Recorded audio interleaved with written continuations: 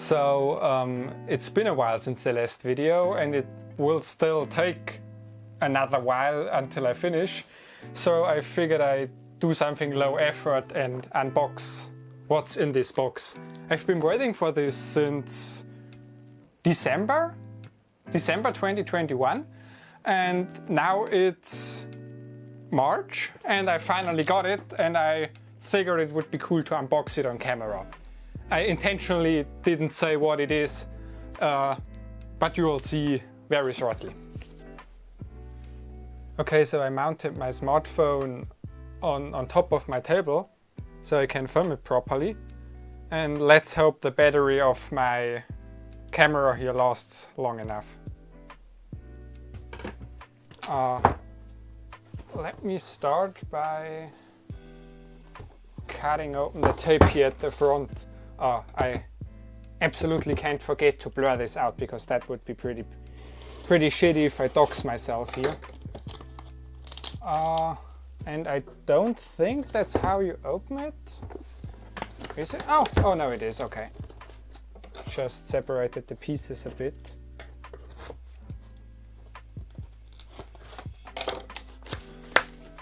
So if somebody wants to guess what's in here, now's your time. Write it in the comments, because that boosts engagement. I doubt that anyone will do that, but worth a try.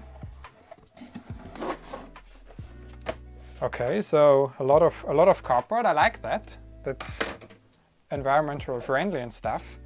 So let's start out with the most boring part, and I think now I gave it away. It's some kind of framework laptop, obviously, because based on the packaging. So let's start with the power supply.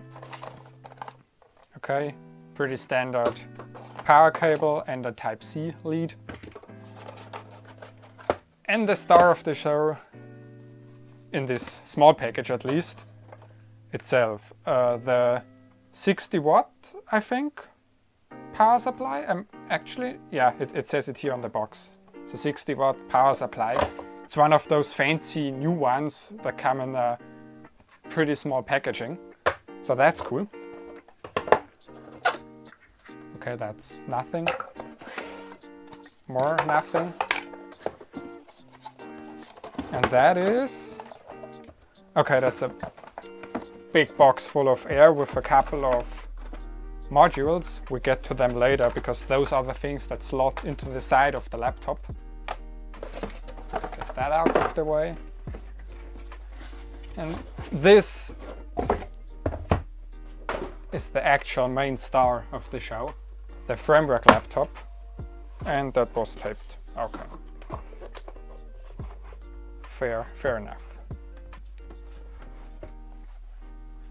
Okay. I just brought it in from outside like 15 minutes ago, so it's still pretty cold actually. But let's see what else is in the packaging. Some stickers, as it looks like, and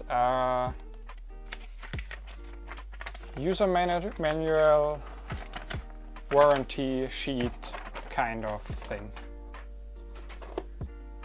and a screwdriver with a hex bit in it. Is there something else? Okay, that's it. So according to Framework, this is all I need, and I'll hold them to their promise, because I didn't prepare any other screwdrivers, so that has to work. So let me quickly compare it, because this is what it's replacing basically. That's a Surface Pro 6 I bought a couple of years ago, and it's way past its best buy date. It really struggles with basically everything. I actually had to switch to Firefox on this device, because Chrome would hog so much memory that you couldn't do anything with it anymore.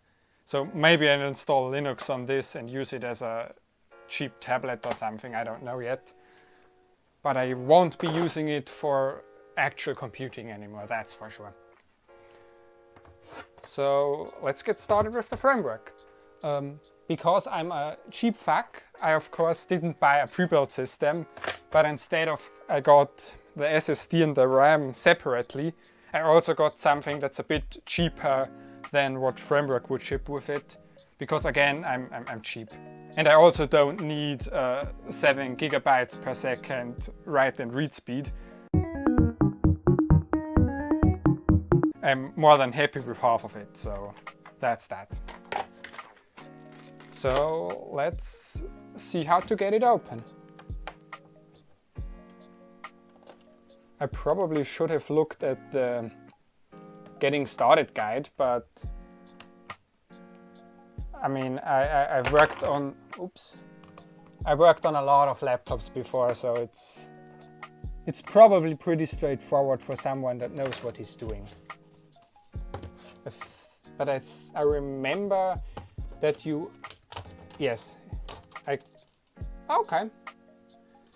Yeah, I remembered it halfway correctly. I knew that you have to unscrew it at the bottom and then take out the keyboard. I didn't remember that you have to unplug it, but it's like one of those Lego style connectors, so it probably doesn't kill it when you rip it out. Or at least I hope it doesn't, because that's what I did. So now let's start with the RAM. I got some Crucial something or another DDR4 3200 SODIMM memory, 16 gigabytes. I can still upgrade it if I need it in the future, but I think that's more than enough for a laptop. It's like half of what my desktop computer does and double what my Surface Pro has. So I think it will be fine. I'm actually not quite sure about the speed of it, because I might have bought some memory that requires XMP, and I think the framework doesn't support that. I'm not sure actually, so I will find out. And this is a pretty basic Western Digital Blue SN570 NVMe SSD. I think it's actually even Gen 4. I mean, it's been a while that I ordered that stuff. Might be Gen 3. I put it on the screen here. So let's get that open.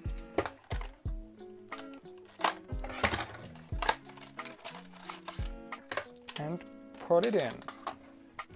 Okay, first gotta unscrew this screw.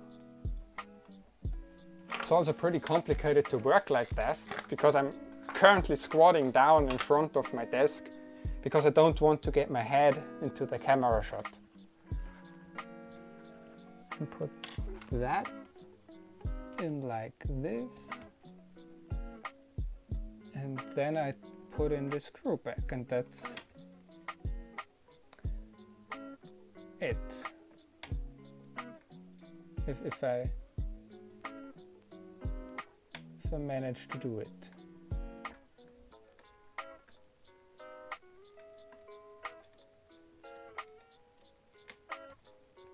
Okay, so SSD is in, RAM is in, everything else is pre-installed. Since it's the European model, it also comes with the Wi-Fi card pre-installed, so I don't have to mess around with that, luckily.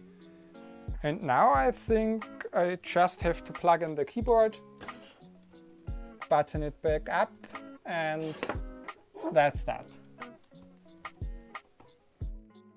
Okay, so where did I put, oh, over there. Okay, so let's now put in all those modules I got. If I can get the box open. Okay. So this is the first one, and it's a micro SD card. Just slot it in. This is an HDMI socket. Put it over here, doesn't matter.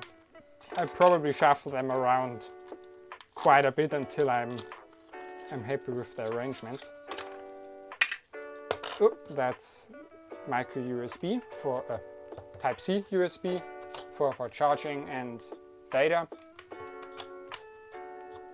And that's, last but not least, Type-A. So It's all put together. And I think I can turn it on now. Okay, there's a bit of packaging stuff. Okay, can I put it in frame? Yes.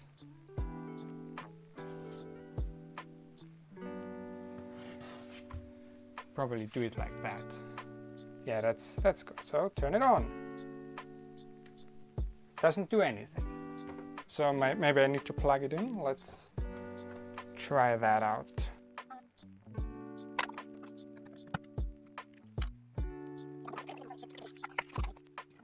Okay, so I plugged in power supply to the wall, and let's plug in the framework. Okay, nothing happened, no light. And the power button doesn't work. Yeah, I mean, I don't have to long press it, maybe. I mean, it doesn't do anything.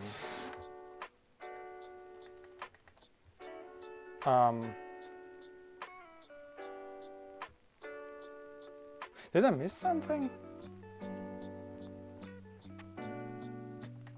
Okay, I think I gotta let it charge for a bit. In the meantime, I will look up the getting started menu. Oh, okay, now it turns on. Okay, I really have to wait. Okay, it's probably been in a shipping container for a while, so it takes a bit. Okay, the power LED is on, but it doesn't look like it's doing anything. Let me just go in with my other camera. So now, as you see, the power LED is on. There's nothing on the screen. Pressing it does nothing.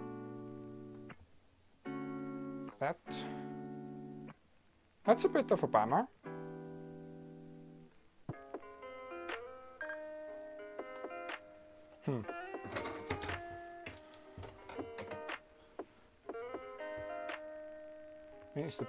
Oh, okay.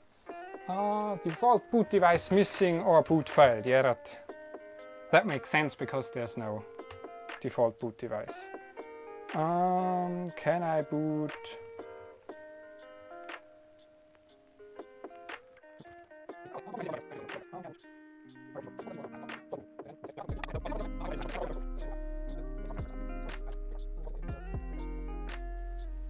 F2.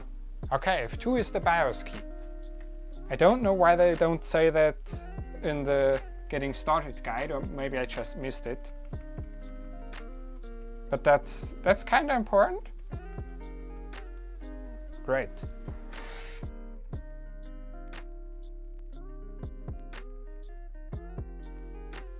And I had to restart the recording on my phone. I don't know how much I lost, because my phone didn't tell me. I booted into BIOS, made sure all the hardware is corrected detectly. I put a screenshot or a photo on it right now. And I also disabled Secure Boot because I have to disable it anyways for the next step, which is installing Linux. So I make a cut here and I'm back when I'm doing that. Okay, so I'm just sitting on my PC and I'm downloading Pop OS. Okay, now it focuses. I don't know why it's so slow.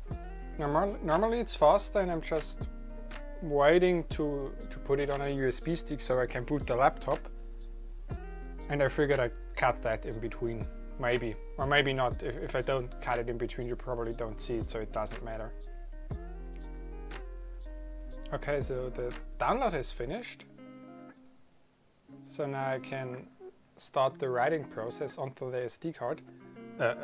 Okay, it's not a Raspberry Pi, I'm writing it on a USB stick, and that's 1 minute 30 seconds. Okay, that's a little bit slower than it took downloading.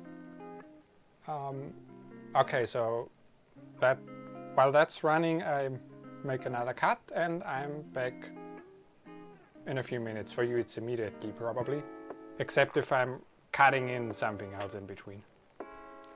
Okay, so I prepared a USB stick with PopOS 21.10,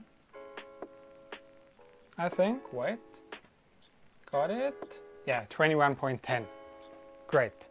So now I boot it up, boot into PopOS, boot into the installer. As far as I know, it should work out of the box, but I'm not 100% sure. Maybe I have to update the kernel, or I'll see about that. And yeah, I install PopOS now and I come back to you when I'm done with that. Okay, so I'm just now editing this video and I found out that I didn't record a proper ending to it. So let me do that now.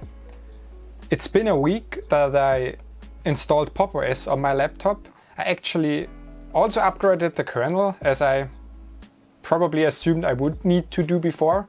I'm not 100% sure if that was necessary, but I did it anyways. I also got the fingerprint reader working by updating all the packages, so that was nice. And yeah, I think that's everything that has to be said about the laptop. I might do a follow-up video about it when I used it a while to give you my impressions of it. I also recently saw a Reddit thread about somebody claiming that the HDMI module draws a lot of power even when not in use. So I might test that out and make a video about it. I'm not sure, but that sounds like an interesting thing. And yeah, thanks for watching, and I'm done.